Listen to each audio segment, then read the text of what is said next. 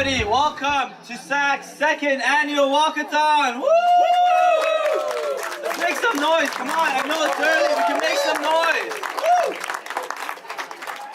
Woo! Okay, so we couldn't have asked for a more beautiful day. It is absolutely gorgeous today. I think it's a sign that we were supposed to do this today, so we're very blessed. We're very blessed to have some amazing guests with us today. I'm going to introduce them in a few minutes. But what the plan is we're gonna make our presence known in the community. We're gonna go for a walk, and this is important for a few reasons. One is because we are raising money for a very, very extremely amazing organization and center, and at the same time we are, letting the community know that we are here. We are making our presence felt. We are bringing autism to the forefront, to the community, so everyone on the street can see our organization, what we do, what we're about. So this is a very exciting day. We have a lot planned. What we're gonna do is in about 5-10 minutes, we're gonna start our walk. So we're actually gonna go down Ellesmere. We're gonna go to Grange Way. We're gonna make a right. Don't worry, you don't need to follow the directions. We have lots of amazing people guiding you. We're gonna make a right on Grange Way. We're gonna go up to Progress Road, and we're gonna pass our new location. We're gonna pass our new center. And then once we're done that, we're gonna go back down to Markham Road, come down to Ellesmere, and come all the way around. All right, so I'm just gonna call up Geeta, our big boss. Where is she? She's right there. She's just gonna say a few words. First of all, I would like to thank the chief who is here today with us. Thank you. Out of your busy schedule, you made it, so thank you so much. And all the police officers, those who are here, they have been supportive every year after year during our gala time and our walkathon. And thank you so much, especially to Johnny, Johnny, you want to wave? So we have got 41 division, 43 division, and Rashid from 43 division. We have got 32 division police officers. So, it's a great event. And thank you so much to all the volunteers, those who are here, and throughout the year as well. Parents and our sponsors, thank you to all the sponsors. So what I'm going to do now is, okay, so I'll give it back to Amir now. Thank you so much, guys. Woo, thank you, Geeta. Woo! That is a lot of divisions of police. So we're very, very blessed today. We have an amazing presence here. We also have a very special guest today, the incomparable, the one and only Chief Saunders. Thank you so much. Big boss, ladies and gentlemen, thank you so much for giving me an opportunity of just saying a few words. And first off, this is exciting, the second South Asian Autism Awareness Walk, because it's about keeping the subject on the table. This is a discussion that we have to continuously have. I think the government needs to have an understanding that there needs to be more funds, more research, more support. And when we have these walks, the one thing that I like is it reminds us all that we are not alone. Because sometimes we're at home, we're by ourselves, with our loved ones, and we feel very lonely. But these walks remind us so much that we are not alone. There's so many people that are in the situation that we are, and the more that we have this discussion, the better the opportunity for us to find the cause. And that's what this is all about. So I just want to say thank you. Thank you to the officers that are here to support. Thank you so much for all the volunteers and the sponsors. You make everything happen. So let's have a great walk. It's a great day, and thank you for inviting me today. Yeah. That was beautiful, thank you. So right now we're just going to do a quick little presentation, and then we're going to get the walk started. So I'm going to call up any of the participants in the fitness program to come on up right now. We're going to give out some awards. And we would also like Coach VG and Suhi to come up as well, if they're here.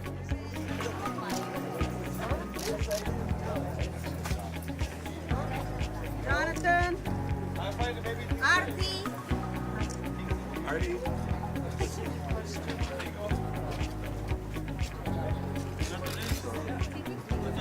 You're welcome. Ryan.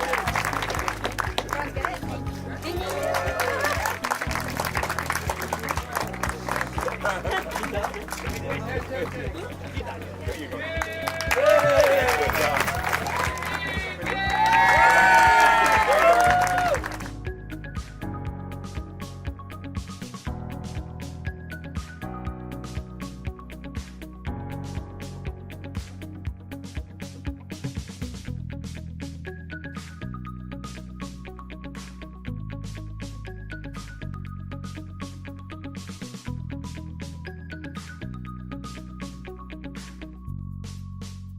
Hi, I'm here with Chief Mark Saunders at South Asian Autism Awareness second annual Walk-A-Thon. It's a very exciting event for us. As you can see, slowly approaching behind us is the crowd of over 100 people walking and trying to raise awareness for autism. So, Chief, I just want to ask you a few questions. Why do you think it's important for small community organizations and agencies to be involved in supporting autism services? Well, it's important because it's about the awareness piece. And right now, the more people have an understanding and more people that are aware, the better we can find the cause of autism. So I just wanted to ask you, a big part of what we do at SAAAC is we work with a lot of young people and we try to engage young people in the community to get involved in causes like this. Why do you think it's important for the youth to get involved in supporting awareness for autism and other disabilities and special needs? Well, because the youth are our future, and when you look at the numbers right now, 1 in 68 will be born with autism, and that number is increasing. I was a young man, it was 1 in 250, now we're 1 in 68. So what's going to be happening in 5-10 years from now? So it's important that our young understanding, and if they have an understanding, number one, they're better citizens, number two, they have better tolerance and understanding, and number three, they can carry the we as a community can figure out what the cause is. That's amazing. You hit on a few really good points, and I just want to pick up on the being kind of engaged and aware of what's happening in the community, and perhaps a lot of some of the barriers that people face is about that stigma, and maybe when the young people are engaged at a younger age, we can kind of help remove that stigma. No, absolutely. And my son, I have an understanding of what it's like and the stigmatization, and I think the strength in community is having everyone having an understanding of each and every one of us, and so no dark corners, no one being silent victims, and these types of walks are things that make people come out and understand and celebrate, and I think that's one of the positive things. And you just mentioned that your son also lives with autism. Can you talk about what some of the challenges are with for a family when you have a family member with autism? Well, it's you have to learn how to think differently because as my son says, it's not a sickness. It's he thinks different. He's high functioning, so it's not as severe. But I can tell you that for him, every day is a challenge because of the sensory issues. And if you think differently in a room full of other people that think differently, then you can get stigmatized really easily. And so having him comfortable as he possibly so that he can focus on having and developing people communicating. And as a family, That's awesome. So last question, I just want to ask you, we talked about some of the challenges, but there's also a lot of positive things that come out. Could you talk about that? What are some of the positive aspects? Because I think we're so stuck on the difficulties and challenges. Yeah. Can you talk about some of the positive things that comes with autism? Absolutely. It has made me a better listener. A lot of times it's not what a person says, it's what a person means. And so now what you have to do is you have to take a step back and really listening to what is being said. And so that's what true communication is, understanding what a person is saying, not what a person is saying. And so I tend to do a lot more listening than I ever have. And I find that the most conversations that we have that are successful is when I don't anticipate or assume, but actually listen to what he's trying to say. Those are very, very kind of words you have to really digest and take in. Thank you so much, Mark Saunders. We really appreciate it. We all know how busy you must be, so to take a few hours, more than a few hours out of your day, to come out and support our organization is absolutely amazing. Thank you so much. We couldn't be more than grateful. Thank you so much. Thank you. Thank you. Thank you. Thank you. I'm here with Inspector Hegedus. He's one of the amazing members of the Toronto Police Force that came out to support our Walk-A-Thon, our second annual Walk-A-Thon today. So I just want to get a few of your insights about autism and autism programs and services and why it's important. So first of all, why do you think it's important for small community agencies to be supporting autism? Well, there's not enough support across the board. So without all the volunteers and community agencies and fundraisers and people who support and volunteer their time, the job doesn't get done. So in order to provide an effective service, the more people who put up their hands and say, I would like to help, I'd like to support, I'd like to be part of the community, I'd like to be part of the organization, the better it is. That's great. And at SAAAC, we actually have a strong kind of following of young people that support our programs and volunteer. And so I just wanted to get your insight on why do you think it's important for young people to get involved in things like supporting autism, special needs, disabilities? Well, I'll speak for my own kids. When my own children were small, they volunteered their time at their high schools for breakfast clubs. They feed homeless people. It's so important for them to volunteer their time so that they become well-rounded adults and continue to contribute to the community to make everybody's neighborhood a better place to live. If people don't do anything to help other people, then there are so many people who are left in the cracks, who maybe can't get the services and help that they need. Without volunteers, we can't accomplish a lot of what we do. It's the same for our police service. All the auxiliary officers, the ones you see in light blue shirts, they're all volunteers. They all have full-time jobs somewhere else. They volunteer their time to the service and the community to make it a better place to live. Yeah, that's fantastic. And I think one of the things you touched upon is like why it's so important to get involved at a young age, because it could potentially keep you away from more negative activities and things like that, right? Of course. When you volunteer, then you meet so many people who you wouldn't normally meet in, let's say, one single job. But it gives you a sense of empathy for what other people are experiencing and makes you a better person overall too. And it keeps you occupied, but it's a good occupation. It's giving back to others, because a lot of people, let's say, who use services later on, give back their time, having seen what other volunteers have done to help them along the way, right? I've talked to a lot of people during this walk who were members of the center, whose children went here, and now they come back to volunteer their time and donate, and their children help, and they say their kids have developed so much over the years, and this has been such a positive. The South Asian Autism Awareness Centre has been such a positive thing for their kids, and they give back their time now. That's great. And just following up on what you talked about, now we know that the stats is 1 in 66 children are now born with autism, and you're talking about the families and the connections. Do you have any connections, friends, family with autism, and how you relate to that? Well, I don't have any family members with autism or who are afflicted by autism, but my in-laws, my mother-in-law and father-in-law, both had dementia and Alzheimer's. So I know what the challenges are because we cared for them 24/7 for a long time. So I know what the challenges are to care for someone who can't look after themselves, whether it be an elderly person or a young person.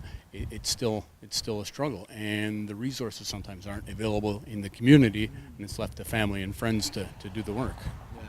So overall, just that overall sense of empathy, helping each other, and I guess that's what really makes a strong community. Of course, if you have empathy for someone's situation, you have also understanding, and understanding breeds togetherness and closeness and cooperation. It removes barriers, and all of a sudden people aren't different anymore. They're people, right? Everyone has the same thing all over the place. Everyone experiences the same challenges, right? Whether they be family or economic or social or whatever the issues are. The more understanding there is, the better it is. And that's amazing that you actually touched on that, because the first part of our kind of tagline is removing stigma. So, and I think that really relates to what you were talking about. So thank you so much. We're really appreciative to have Toronto's police services. I know you do so much good work. I know you do so much good work in the community, for the children and for the center. And it's an important thing, and we need more volunteers and more help to make things better for everybody. All right, guys, you heard that. Volunteer. Get out there and volunteer. Thank you so much. Thank you. Cheers. Thank you. Hi, I'm here with Raja, and he's going to introduce himself. My name is Raja, and I am with the South and West Asian Chiefs Consultative Committee Advisory Committee, and I'm with my co-chair Rick Hagditz, and also a liaison officer from the same committee is Johnny Bobley, and I'm with that committee almost over 17 years, and this is a volunteer position, and we outreach the community, and that's our initiations. That's great. And you guys are here for SAAAC's second annual Walk-A-Thon. So can you guys talk about how you guys got involved with this event and what it means for the Toronto Police Services to partner with us? And obviously we know how grateful we are to have you guys, but maybe you can talk about why like the Toronto Police Services want to volunteer with us and support us today.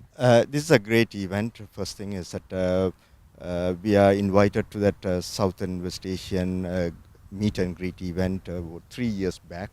And since that time, we are partnership with the South Asian Autism Committee. And I think we are well received by that organization. And this is not only the partnership, this is also showing of the Toronto Police how supportive to the community and also that we are willing to work and be always supporting to there. Yeah, that's great. I mean, the support that you guys bring today is kind of unmatched. We probably wouldn't be able to do it without Toronto Police Services. So, yes. And you were asking me earlier about volunteering. So Roger's been a volunteer on the Chiefs Consultative Committee for 17 years, right? So there's dedication to make the community and the police relationship a better one, right? And all of these events, whether it be this one or other community events, go such a long way to building bridges and knocking down barriers and making our working relationships better.